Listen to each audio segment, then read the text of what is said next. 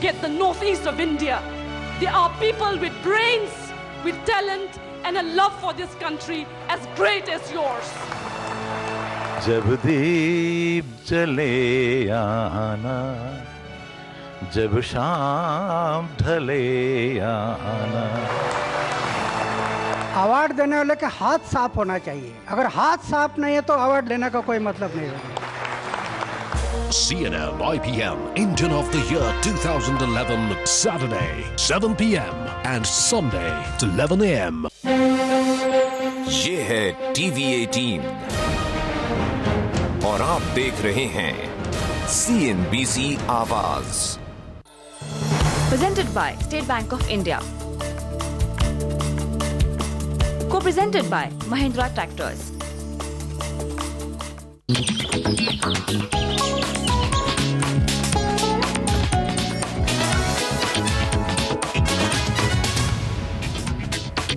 नमस्कार, CNBC आवाज पर आपका स्वागत है। हमारी बहुत ही खास पहल वो है कि आज किसान दिवस है और हम जब तरह तरह के शोरगुल हैं हमारे चारों तरफ और हमारे को कहते हैं कि किसानों का देश है, लेकिन उनकी परेशानी पर किसी की नजर नहीं जाती, तो एक बिजनेस चैनल होने के बावजूद आज हम 4-6 घंटे की प्रोग्रामिंग आपके लिए कर रहे हैं, जिस पर हम ये फोकस कर रहे हैं कि 20 साल हो गए रिफॉर्म के।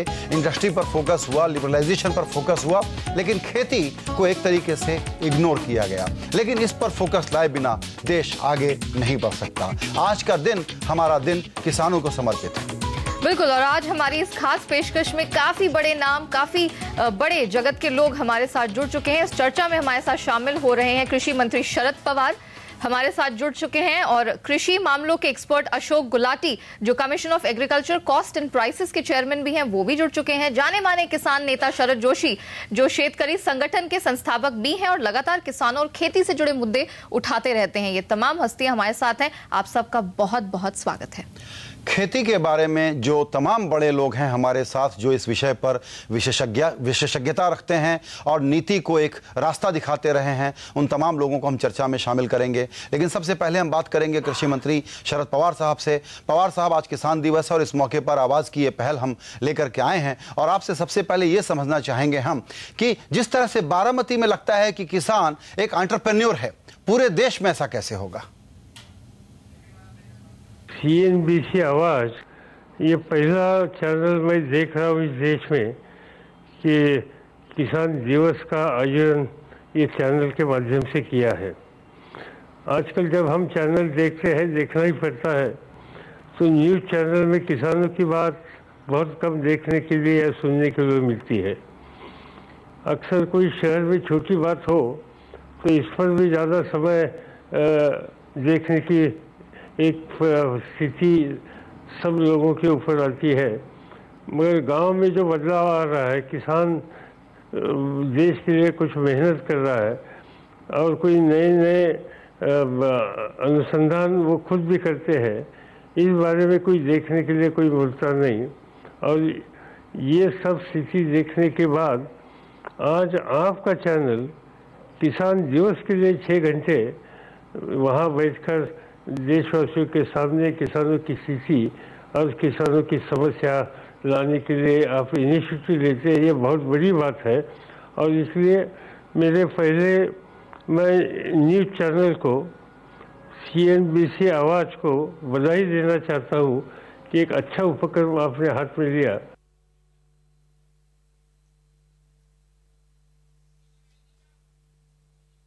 आइए अब हम बात करते हैं दूसरे सवाल पर। पवार साहब, आपसे ये समझना चाहेंगे कि FDI को रिटेल में मंजूरी मिलने के बाद खेती को एक एंटरप्राइज बनाया जा सकता था। हम कह सकते थे कि ये किसानों के हक का बड़ा कदम है, लेकिन इस पर बहुत विवाद हुआ और ये रुक गया। कहाँ दिक्कत आई और कब तक लागू होते हुए देखते हैं आप? नहीं, मैंने कई बार पब्लिकली भी कहा कि इसमें मिसअंडरस्टैंडिंग है, और ये बात सच है कि लोगों को वो है एक्सप्लेन करने के लिए हम लोग कम पड़ गए, ये बात सच है। आज जो पैदावारी होती है खेती में, जो उपज होता है, वो उपज कंज्यूमर तक आने तक बीच में जो बिचौलिए की बात बार बार आती है, पार्लियामेंट में भी आती है 1, 2, 3, 4, और इससे अभी आज देखिए कि आज नासिक का प्याज की कीमत होगी 7 रुपये या 7 रुपये, और दिल्ली की मार्केट की प्याज की कीमत होगी 14 रुपये, ट्रांसपोर्ट कॉस्ट होगी 1 रुपये ज़्यादा से ज़्यादा पर किलो। मगर इतना फर्क होता है, इसने ना उपभोक्ता खुश ना प्रोड्यूसर खुश। और इसलिए जो सुझाव था ये दुनिया में देखने के लिए मिलता है, चाइना जैसे कंट्री में भी देखने के लिए मिलता है कि ये रिटेल सेक्टर में बाहर की इन्वेस्टमेंट, और इन्वेस्टमेंट से सबसे बड़ी इम्पोर्टेंट है कि ये इससे कोल्ड चेन हो जाएगी। कोल्ड चेन से जो हमारा लॉसेस होते हैं, जिसको बोलते हैं अंग्रेजी में पोस्ट हार्वेस्टिंग लॉसेस, वो कम हो जाएगी और बीच में बिचौलिए कम हो जाएंगे। इससे जो कंज्यूमर है उसको भी ठीक तरह से माल मिलेगा, राष्ट्र कीमत को मिलेगा और किसानों को भी 2 पैसे ज़्यादा मिलेंगे। और इसलिए ये जो एफडीआई की बात थी, इससे किसान और कंज्यूमर दोनों की हित की बात थी, मगर आज हम कन्विंस करने के लिए कामयाब नहीं हुए, या पार्लियामेंट में भी हमारी पूरी इतनी शक्ति नहीं थी, इतना नंबर नहीं था कि हम आगे जा सकते थे। पर आज न कल इस रास्ते से हमें जाना ही होगा और हम जाएंगे। जी, अब आपसे एक सवाल यह है कि देखिए, पॉलिटिक्स में हमेशा बहुत बात होती है कि किसान को बहुत प्राथमिकता देंगे, बहुत कुछ उनको दिया भी जाता है। हमको लगता है कि एक वोट बैंक की तरह उनको देखते हैं कि पॉपुलिस्ट स्कीम लाइए, तुरंत सस्ता कर्ज दे दीजिए, कुछ कर दीजिए, कर्ज माफी कर दीजिए। इन किसानों को जब तक करोड़ों एंटरप्रेन्योर्स के रूप में नहीं देखेंगे, तब तक हमको नहीं लगता कि तरक्की हो पाएगी। आपको लगता है कि ऐसा करने की जरूरत है? बिल्कुल आ सकता है। हमें इस पर हमने ज़्यादा ध्यान दे दिया।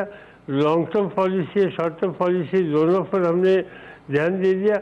और जो आजकल क्या होते हैं कि हम पार्लियामेंट में देखते हैं, स्टेट विधानसभा में भी देखते हैं कि यहाँ माफ़ी दे दो, वहाँ माफ़ी दे दो। किसान ये माफ़ी भी मांगता नहीं। किसान को ये चाहिए, मुझे खेती के लिए पानी दे दो, मुझे अच्छा बीज दे दो, मुझे अच्छे फर्टिलाइजर दे दो, हम इसकी कीमत देने के लिए चाहिए, और मेरी प्रोडक्शन कॉस्ट देकर मुझे ठीक तरह से कीमत दे दो, मेरी उपज की कीमत अच्छी मिलेगी, तो मुझे कुछ नहीं चाहिए। मुझे देश में और देश के बाहर बेचने के लिए और प्रोसेस करने के लिए इजाज़त दे दो। ये 4-5 बातें हम किसानों को देंगे तो मुझे लगता है कि किसान भी खुश हो जाएगा और देश की आवश्यकता है वो भी अच्छी तरह से पूरी हो जाएगी। और इसलिए ये जो पॉपुलर बातें के लोग करते हैं कि इसकी माफ़ी करो, उसकी माफ़ी करो, ये करो, वो करो, इसमें किसानों को कोई दिलचस्पी नहीं है। और इसलिए हमारी मंशा बदलनी चाहिए, हमारा ध्यान बदलना चाहिए। जो आवश्यकता जिसकी है, इस पर हमारा ज़्यादा लक्ष्य देना चाहिए। बिल्कुल शरद पवार जी, आपने बिल्कुल सही कहा। किसान को खुश रखना बहुत ज़रूरी है और उनकी जो मेहनत है उसका उसे पूरा यहाँ पर जो है कॉस्ट अप है, पूरे इनपुट वो सब ज़रूर उनको मिलने चाहिए ताकि अल्टीमेटली देश का ही भला हो सके। शरद पवार जी, बहुत शुक्रिया कि आपने अपना कीमती समय निकाला, CNBC आवाज़ के साथ इस खास पेशकश में शामिल हुए। हम जानते हैं आप के पास थोड़ी समय की किल्लत है, लेकिन वंस अगेन आपका बहुत बहुत शुक्रिया कि आप हमारे साथ जुड़े।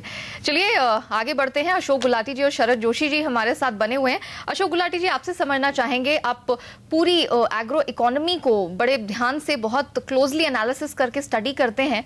सबसे अहम मुद्दा यही है कि किसान आज जो पैदा कर रहा है, जो यहाँ पर पैदावार उसकी हो रही है, हमेशा शिकायत यही होती है कि उसको उसका सही प्राइस, जो उसकी मेहनत की कमाई है, वो मिल नहीं पाती है। कहाँ दिक्कतें हैं, कहाँ रिफॉर्म्स में गड़बड़ी हो रही है कि उस तक जो रियल प्राइस है वो पहुंच नहीं रहा है? देखिए, इसमें 2 चीज़ें हैं। किसान की जो आय बढ़ानी है हमें, उसके 2 पहलू हैं। एक तरफ से उसकी उत्पादकता बढ़े, जिसके लिए पानी चाहिए, बीज चाहिए, फर्टिलाइज़र चाहिए, जिसको हम सप्लाई साइड फैक्टर्स कहते हैं। और दूसरी तरफ से जो वो प्रोड्यूस करे उसकी अच्छी कीमत उसको मिल जाए। ये 2 चीज़ें अगर मिल जाती हैं तो किसान इस देश का खुशहाल होगा। और अगर जिस देश में किसान खुशहाल नहीं है, मैं आपको बता दूं, वो देश आराम की नींद नहीं सो सकता है। आपको याद होगा 65 में क्या हुआ था, और वो हम ना रिपीट करें तो अच्छा है। आपने जो मुद्दा रखा है कि कीमत क्यों नहीं ठीक मिल पाती है, कुछ चीज़ें ऐसी हैं, गेहूं है, चावल है, जिसकी खरीद के लिए सरकार आगे कदम बढ़ाती है। और मिनिमम सपोर्ट प्राइस के लिए उसने फूड कॉरपोरेशन ऑफ इंडिया या दूसरी एजेंसीज जो स्टेट की हैं उनको साथ मिलके मिनिमम सपोर्ट प्राइस जो रिकमेंड किया जाता है और देश में अनाउंस किया जाता है उसकी खरीद करके उसको करती हैं। लेकिन आज भी आप चले जाइए, बिहार में चले जाइए, ईस्टर्न यूपी में चले जाइए, वहाँ का जो किसान है जी वो मिनिमम सपोर्ट प्राइस से कम 15% कम प्राइस पे अपनी उपज को बेच रहा है जी। तो उसके लिए क्या इंसेंटिव है? वो कहाँ से सेकंड ग्रीन रेवोल्यूशन आपके लिए लेके आएगा जो आप सपने लिए बैठे हैं? तो उसके लिए जब तक सरकार इंतजाम नहीं करेगी कि वहाँ पे भी एजेंसी आए, सिर्फ पंजाब और हरियाणा से गुजारा नहीं होगा।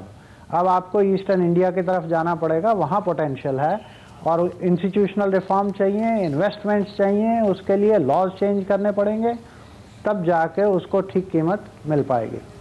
जी आइए अब जोशी जी को चर्चा में शामिल करते हैं। जोशी जी, जब हमने जर्नलिज्म शुरू किया था तो देखा था कि विदेश से घूम करके हमारा एक नेता वापस आया है और किसान को एक बड़ी मजबूत आवाज़ दे रहा है। निपाणी से आपकी प्रसिद्धि की शुरुआत हुई थी, तब जो किसान की हालत थी उससे आज ज़्यादा खराब है। कहाँ पूरा पब्लिक डिस्कशन, पूरा डिस्कोर्स गलत रास्ते पर चला गया? आज हमारी हालत कैसी है, इस किसान की हालत कैसी है आपकी नज़र में?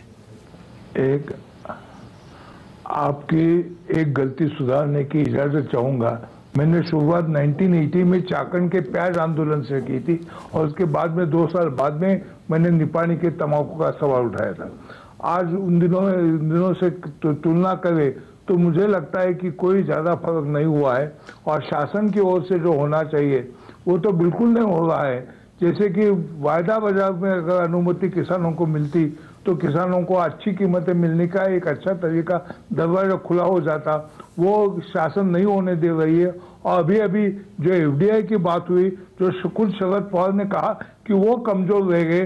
कैबिनेट में जिस तरह से तमिलनाडु के लोग कपास के लिए निर्यात पे पाबंदी लगाने में कामयाब रहे, इस तरह से शरद पवार जिम्मेवार है इसलिए कि एफडीआई का बिल पास नहीं हुआ तो वो जल्दी से जल्दी सुधार लाए और शहर के ग्राहक और खेती उपज पैदा करने वाले किसान, इनमें संतुलन बनाने की एक कोई आवश्यक नीति शासन बनाए, ये बिल्कुल आवश्यक है। जी अभी लेंगे छोटा सा ब्रेक के बाद गुलाटी साहब से, जोशी जी से और दूसरे मेहमानों से हमारी चर्चा जारी रहेगी।